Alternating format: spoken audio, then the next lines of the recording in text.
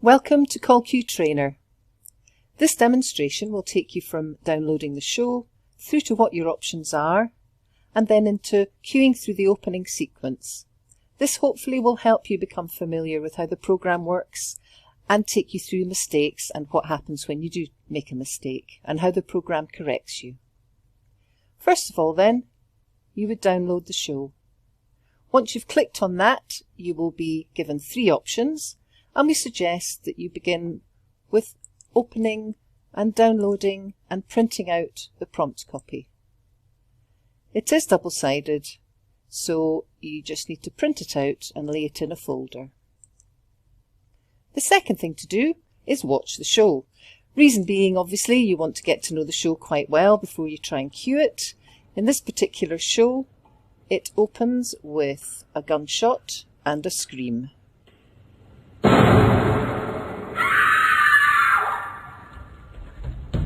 And then into the dialogue. The next thing then, obviously, once you've placed the overlay on the keyboard, is to actually cue the show. So we click here, and what happens is you're given a screen which emulates the prompt desk with the monitor here showing the show itself, a row of red standby lights and a row of green go lights with relevant labelling according to whatever show you've chosen. Here we have a clock and a stopwatch. We have been given front of house clearance, so as a show caller, as a deputy stage manager, we concentrate on the prompt copy, we become focused, and on acknowledging front of house clearance, we stand by our operators ready to take the show away. Standby Alex 2 and 3. Standing by. And standby CallQ 0.5 to 3. Standing by. We want to hover over the stopwatch at this point because our first cue is on a timing. Once we've started the show, given the first two cues, the next cue is on a sound cue 10 seconds later, so we do need to start the stopwatch. In your own time then, LX2 and CallQ 0.5, go.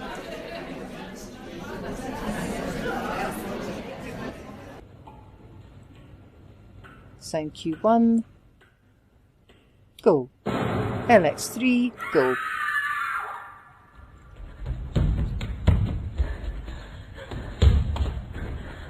Why did you run? The next cue is off a line. I saw what you did. What did you see? I saw.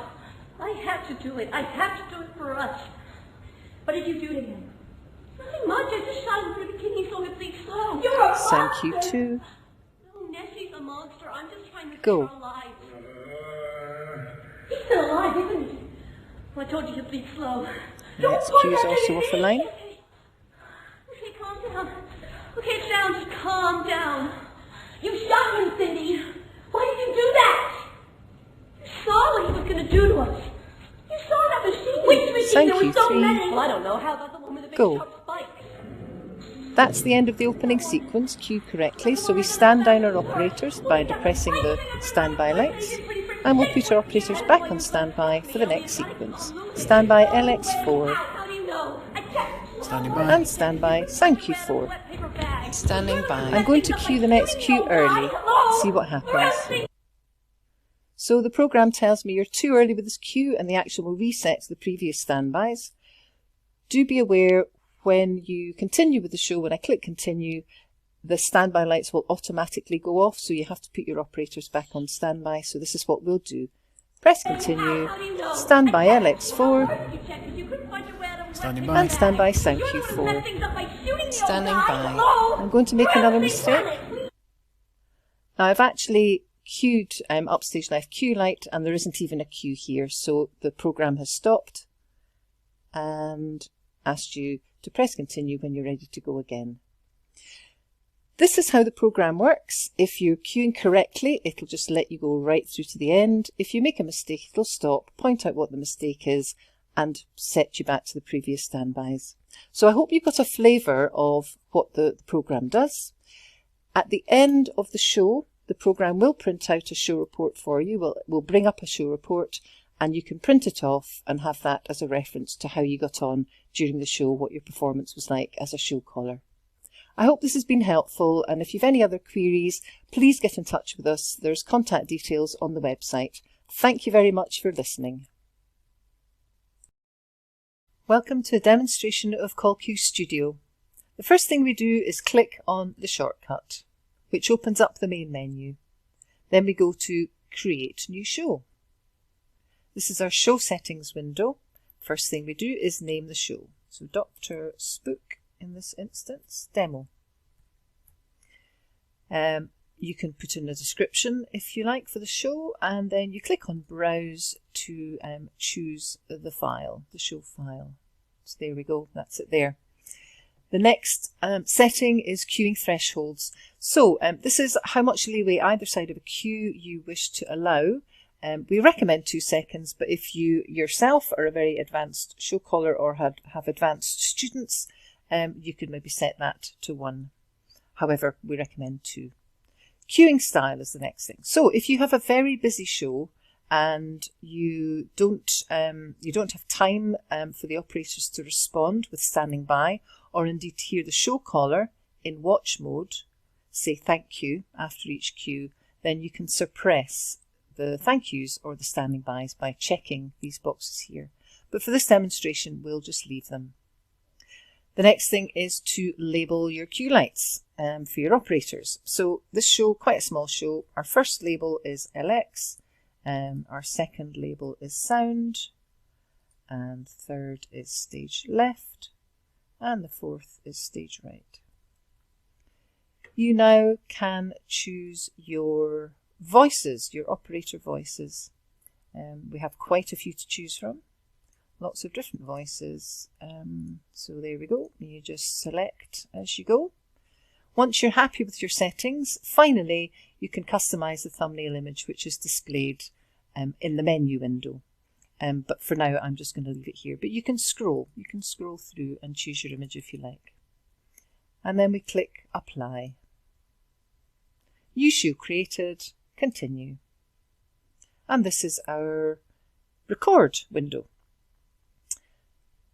What we need to do now is lay our overlay over the keyboard. And if you look at the user guide, it shows you how to set up the overlay, which we send you. So to record a show, it's just like queuing a show. You literally open up your prompt copy. You've got your cue light overlay on the keyboard set up, and you just go ahead and cue your show as you would. And as you cue, it records it. And you'll see the cues being recorded in our little cue synopsis table on this side of the screen here. So once you're happy, you've got everything set up, you just click record. The recording will start from front of house clearance. All the operators will be stood down at the start of a sequence, perform the opening standbys and the first cue to start the video. So we'll press continue. Okay, so it is in record mode now. So standby LX1 and 2. Standby sound cues 1 through 4. And I'm going to use the timer because the first cue comes off a timing. So I'm pressing M to start the stopwatch and C to reset it. So my fingers are hovering over the keyboard, ready to cue the show from the top, and hovering over the stopwatch M as well. LX1, sound cue 1, go. Sound cue 2, go. LX2, go.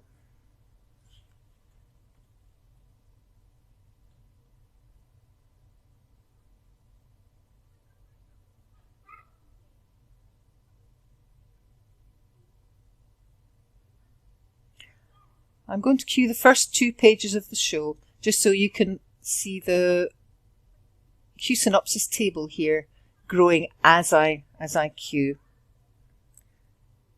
Sound cue 3, go.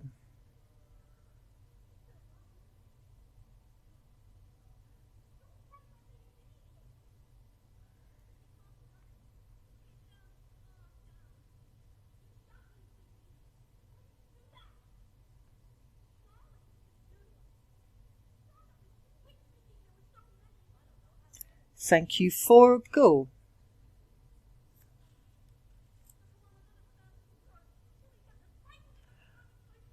I'm going to stop here so that I can demonstrate how to edit. So all I did was click stop, and I'll reset the stopwatch there. As you can see, we're building up the cues in the cue synopsis table on the right hand side. I'm going to click save. So down here, and you can see it's highlighted because it wants you to click it. So click on save. Show saved, continue editing. Yes, we will continue editing. In editing mode, you can check the position of your cues. Now I think I cued sound cue 4 a bit late. So I'm going to scroll back a few seconds and then play just to check the position of that cue.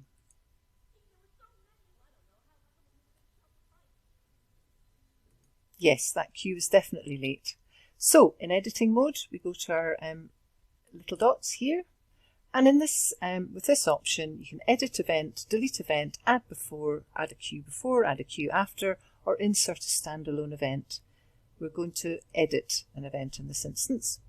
So this thumbnail here with the timer and the fast forward and rewind, I would like to take my cue that I cued back 2 seconds, say. So we've moved it from 06 to 04.